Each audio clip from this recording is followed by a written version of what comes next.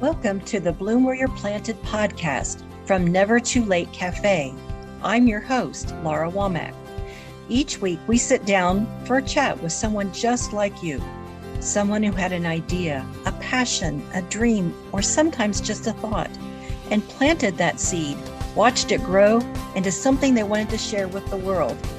If you have an idea for a topic or someone that would be a guest for the Bloom Where You're Planted podcast, feel free to reach out to us on Facebook, or you can join our Never Too Late Cafe Facebook group. We'd love to hear from you. Today I have a very special guest with me, Ron Whitehead. So I noticed that some of the things that I've seen that you've done lately is sort of a collaboration with poets and musicians, their songs. That's something I hadn't even heard of before. I mean, not that I'm as versed in things as you are, but I think it's wonderful because it's a mixed medium sort of thing in art, vocal art. So tell me about Poet Laureate. What is that, and how you became a Poet Laureate?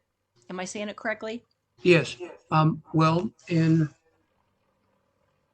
let's see, in 2019, I was named the Kentucky Beat Poet Laureate by the National Beat Poetry Foundation, headquartered in Connecticut. And so I went up just to check out this organization. So my history with the Beat Generation goes back when my parents subscribed to, it goes back to growing up on the farm when they subscribed to, was it Look magazine? And so I learned about the Holocaust, about the Beat Generation. There's so many things that were going on. It's one way I started keeping up with what was happening in the world. And, and so they inspired me because of their independence. They're striking out on their own and going their own way, no matter what, against the grain, no matter what society has attempted to force them to be and to become. They just chose to become, to live outside the law, really, to be themselves. And so I respected that, of course. And so I kept up with the whole movement, read all the books, and so I have great admiration and respect for them, just as I do the British Romantics. They really turned me on, inspired me when I was a high school student, um, and I started reading those poets. William Blake is one of my favorites to this day, as are the others.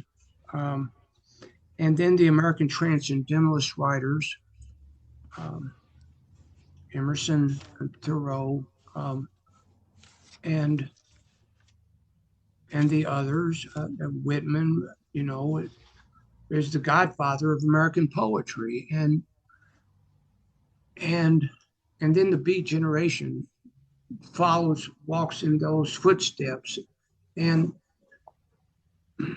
so when I was contacted out of the blue, I was just like, who are these people? I want to find out. So I went up to their annual festival in Connecticut, and I met people from all over the world, and it's a national and international beat poetry foundation organization, and so they beat poet laureates are named for different countries around the world and different states across the United States. And so I realized that it's a legit organization, and so I was honored by the honor. And so I became a supporter and active participant in what was going on their scene, as I do many scenes around the world. And then lo and behold, um, in was it 21? Yeah, 2021. So the Kentucky position was for 2 years. The state positions are 2 year positions, and then they have. Um, I was named the U.S. National Beat Poet Laureate for 2021, and that, of course, was a great honor to receive that national recognition. And I was selected because I inquired. I was curious. I wanted to know who does the selecting, and there's a panel of people from other countries and from the U.S. And then a lady, Debbie Tosin Kilday, is the director of it. She founded it several years ago, and she's a really nice lady. And everybody involved in the organization is great, and it's rapidly growing.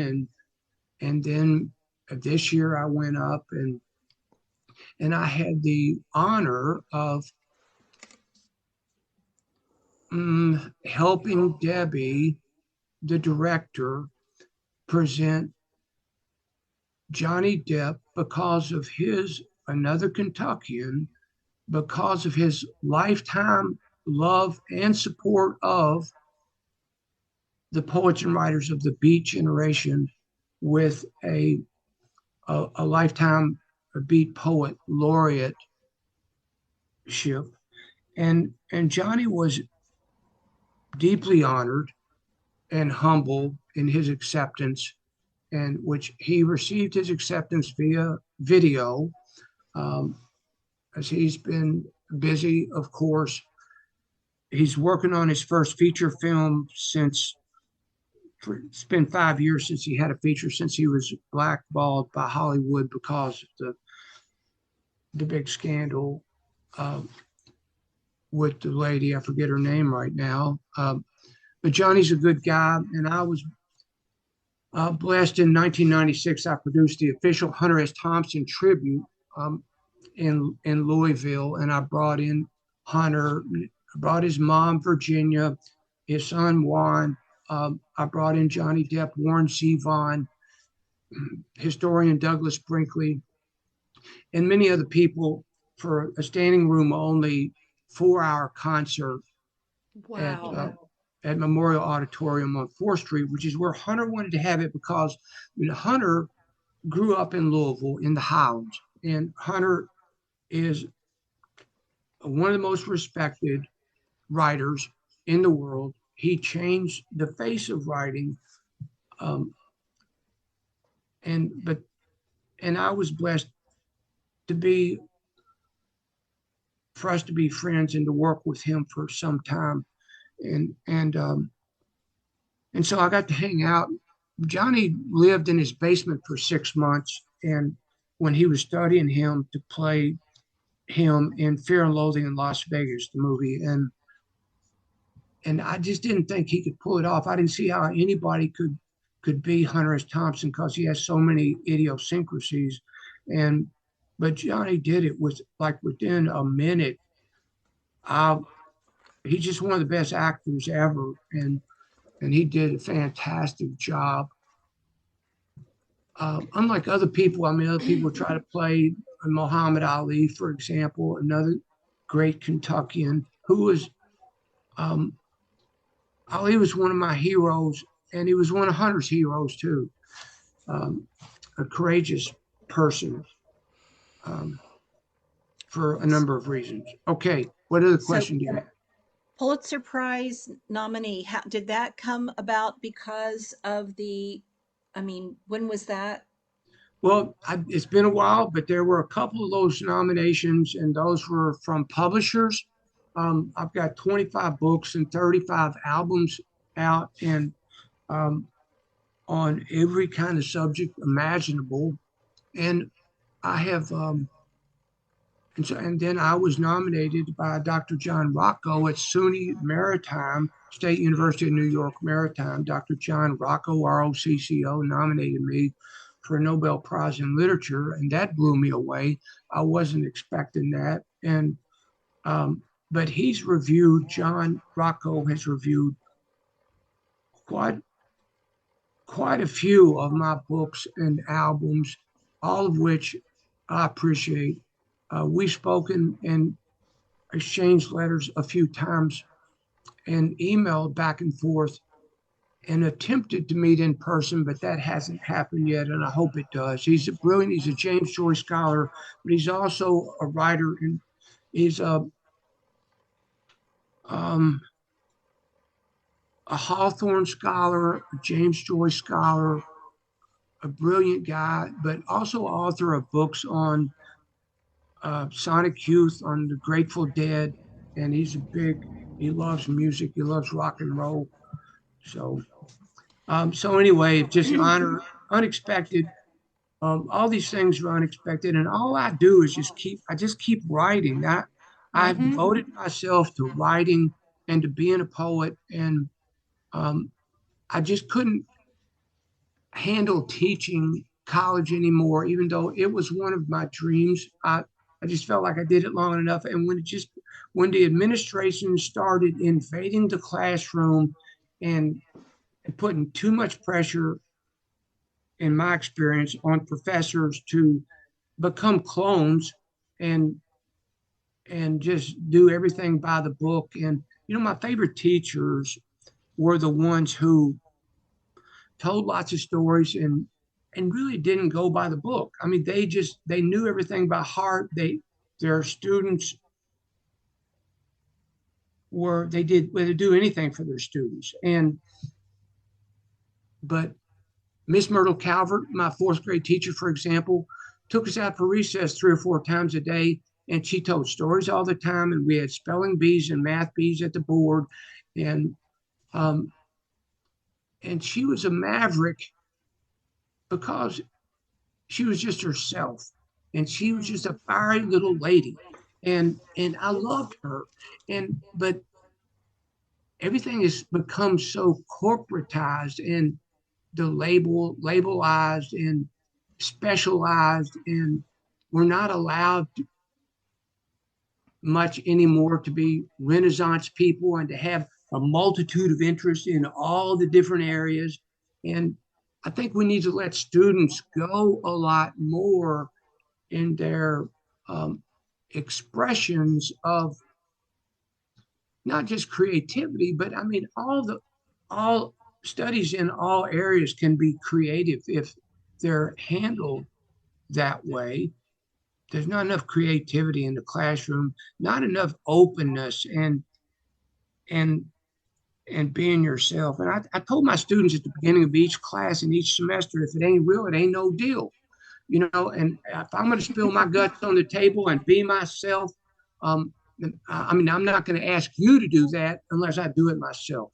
And so, and I did every semester, and I encourage my students to do the same thing, to be themselves, to discover who they are as people. And I'd ask them, why the first day, why are you here in college? Are you here because your parents expect you to be here, because they force you to be here, because they're paying your way? You know, you need to be asking yourself why you're here. What do you want to do in this world? What do you want to do more than anything in your lifetime? What is it? What is your Mm-hmm. goal? What is your dream? And and I would say, if you don't know, I encourage you to find out. Do whatever it takes to find out. And some people are happy with just saying, yes, yes, yes, I will, and doing what they're told to do. And that's fine. If they're happy with that, good for them. I'm not one of those people. I know. So tell me about these marathons. Well, in some case, how did you? Insomniacathon. Insomniacathon. Okay. Okay. Well, it started. Well, okay. Kent and I were running this thinker review, and we were just wild as we could be. And I just wanted to do everything right now and explode this whole thing. And so we were having 3 and 4 and 5 events each week and publishing 2 and 3 titles a week. Um, and we were just, and we had a growing army of student volunteers helping and working with us. And, um, and so we were a year into it. We had an open mic, and 400 people came to our first open mic. That's how we launched it. And we put out lots of flyers, lots of publicity. And a couple of musicians came up to me at that open mic and said, "Is it okay if we sing a song?" And I said, "Sure." And they sang their song. When they did, I saw the energy in the room change. So I knew then that from now on, I would combine music and poetry. So you bring in, you combine two different audiences, and it's amazing because everybody loves music, but not so many people love poetry, especially if they've had boring ass English teachers in school, and they've been forced. What little experience they've had with poetry has not been good, and so I want to open up that door. So by having a music concert, but combining poets in between bands, for example, then you give folks a taste of what poetry is. And the best music is poetry, and the best poetry is music. And and so many academic poets forget that poetry has got, it's the most ancient of arts. The ancient bards went from town to town, listened to and collected stories, turned them into songs and poems, and went to the next town and entertained other people. They were entertaining. They sang some of their poems.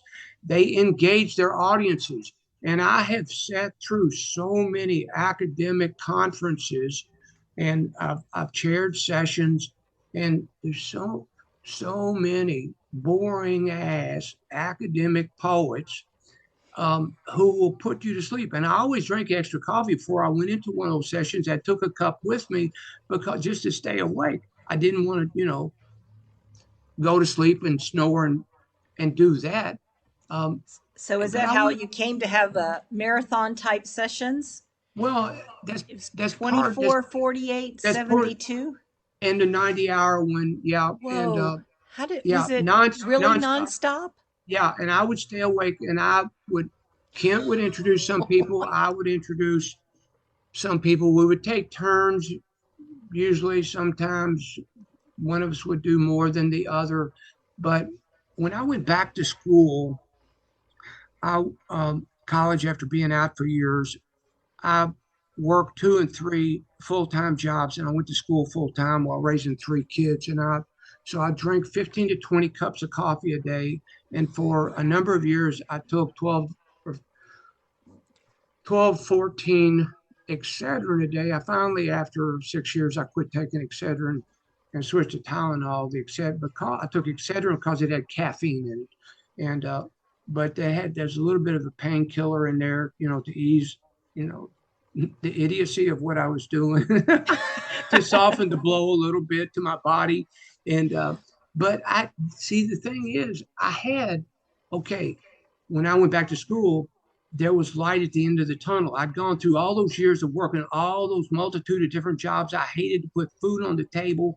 And see, the early years of my life, that's another story altogether. And I'm not going to go into that, and it's an interesting story, but there's so many challenges I faced in despairing, terrible situations, nightmares, great beauty and joy, suffering, and all of that. But now, finally, I was able, after all those years of pain and suffering, but joy and learning, um, I, I saw my dream, the possibility of my dream coming true. There was light at the end of the tunnel, so nothing could deter me. I I stayed on course, and but I lived for 20 years on 3 hours of sleep a night, and drinking all that coffee was necessary, and I chugged it. I I learned to chug the first time I went to college. I got into a beer drinking contest, and this jock had. I've been an athlete all my life, but you know, there are athletes and there are jocks, and so there was this jock, and it was like, I win this every year. Nobody can beat me, and I'm like, and so I study how people are sticking their mouths under the spigot and having somebody turn the spigot on, and you couldn't spill a drop. You had to just chug it as with this open spigot under a keg of beer. And I thought, you relax your throat. I can do that. I can do it. And and you breathe through your nose. And so I figured it out. And so it came my turn in this contest, and I love stupid contests like this. And I ended up beating this guy who had won it for several years. I won. This skinny guy, long haired, skinny punk, uh, won. So it was great. I loved it. So so anyway, I learned to chug coffee, and so that was a good thing. Well, especially But I since don't you did really, these marathon things. So yeah. were they held at the same place? Like the No, was they it were everywhere. They were different places because it was like where we're going to do our next marathon, ultra marathon, insomniacathon. We had our first one at Twice Told Coffee House on Barstown Road in Louisville, and they grew to the point where we would have like four different venues, and at some venues events would go 24 hours nonstop, or they would go 72 hours nonstop at oh one my main gosh. venue. So we'd have several venues. I had armies of people. I had like generals, captains, lieutenants, people having groups of people working for them and helping out.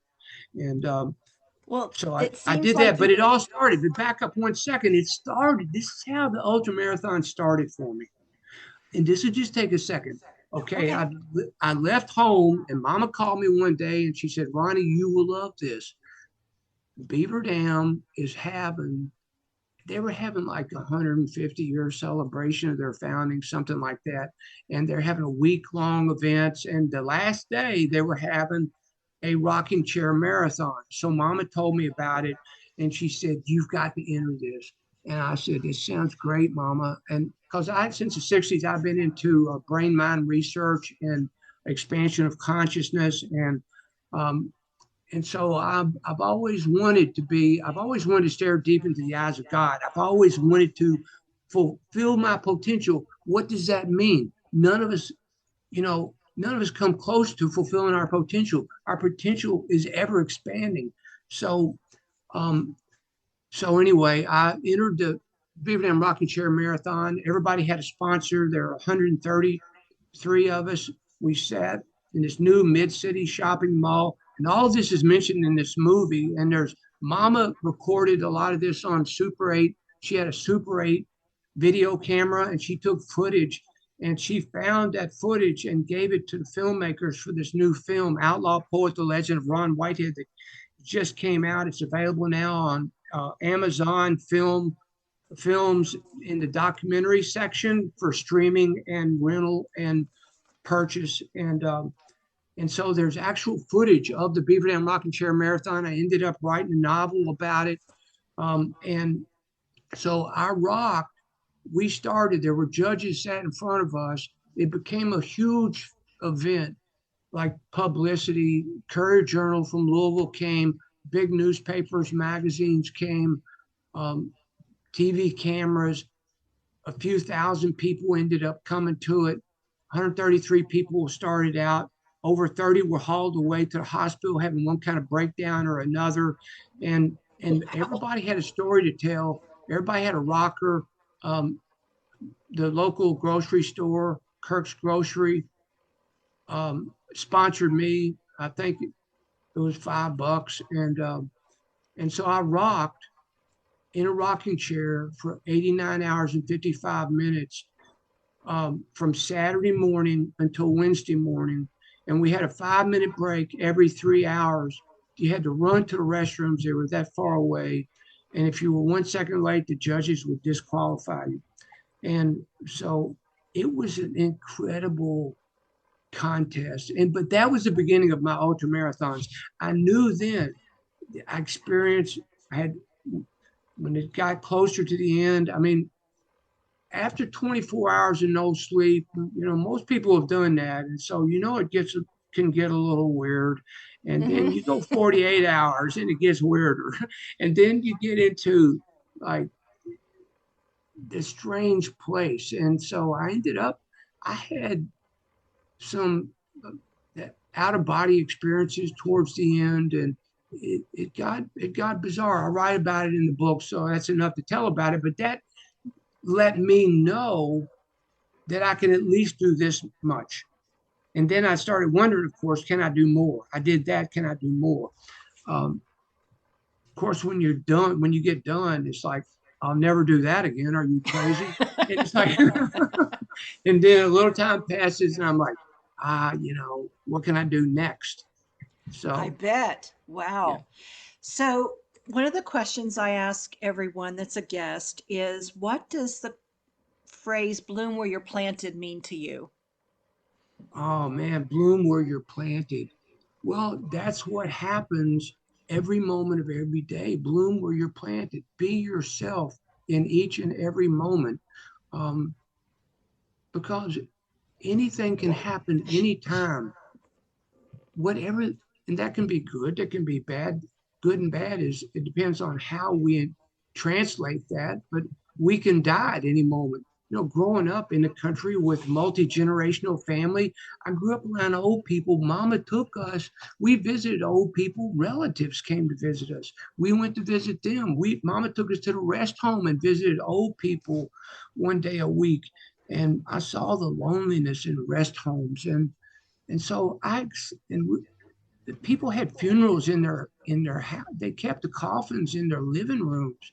And when Granddaddy died, when I was almost 9, he was in Aunt Sis's living room for uh, 3 days before they took him to Walton's Creek Church for the big funeral.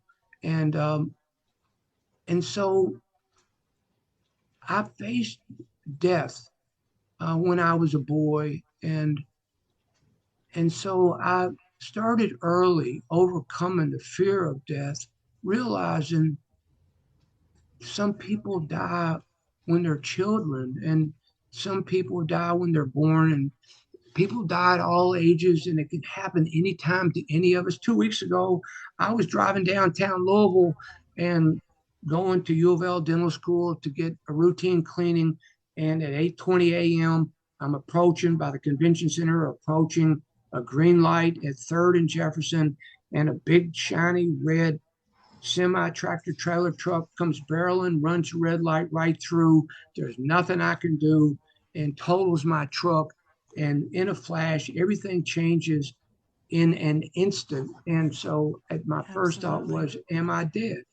And then, in that same instant, thoughts and images flash.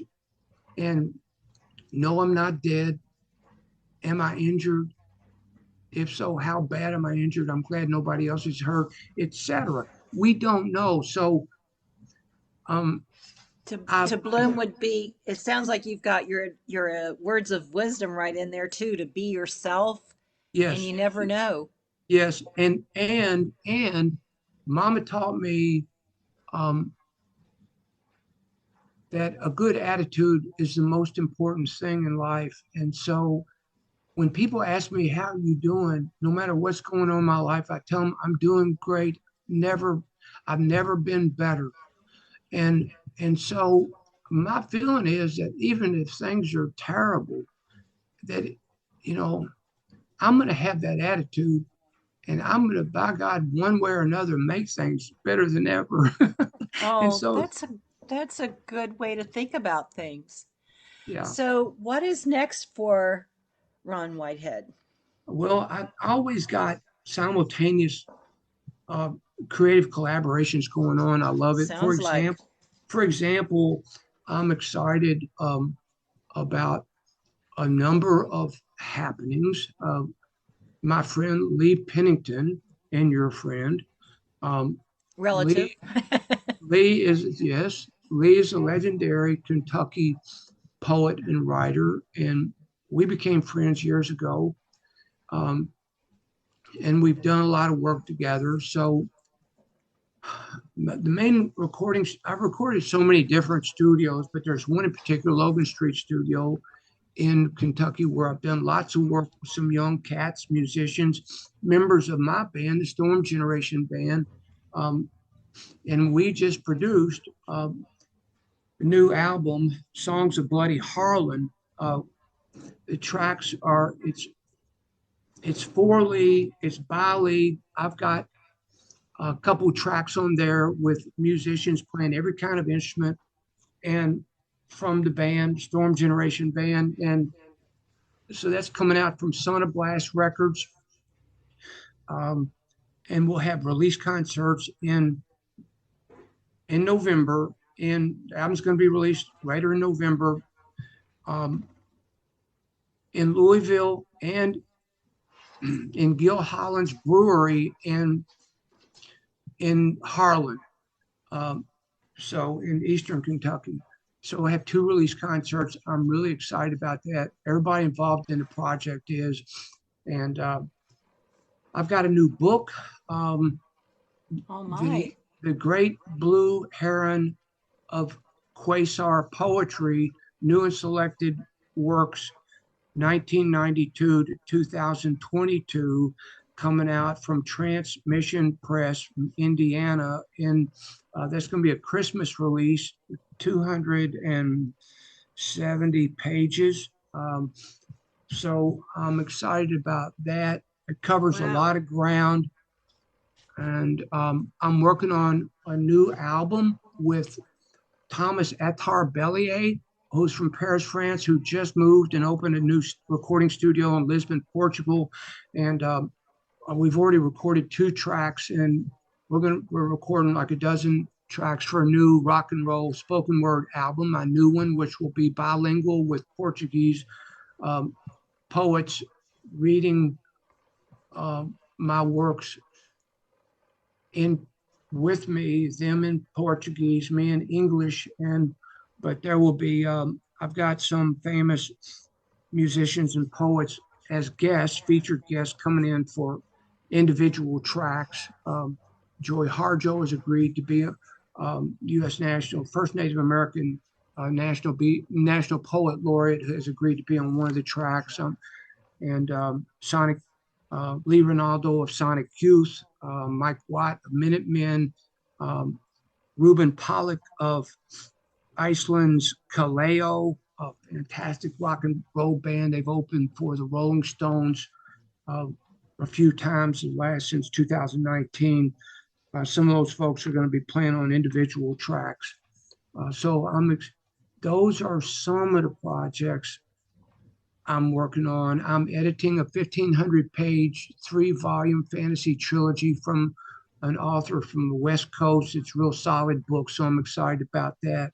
And I work on a lot of stuff behind the scenes like that, which I enjoy doing. So, oh my word, you wear me out with all that you've got on your list. Well, it's amazing. It's all fun. It's just fun. Well, what else would you like to know? Is that it? Is that good enough? That list is long, and it's been really a thrill to be able to talk to you and hear about all the stuff you've done through the years and are still doing. That's amazing. So I think our time has come to a close, and I just want to say thanks again, Ron. It's been a pleasure to have you. And you're welcome, Laura. Thank you for having me on your program. And I'm sure we'll catch up another time because you're nonstop. Thank the Energizer you. Bunny. Thank you. So thanks again, Ron. Bye-bye. Bye-bye.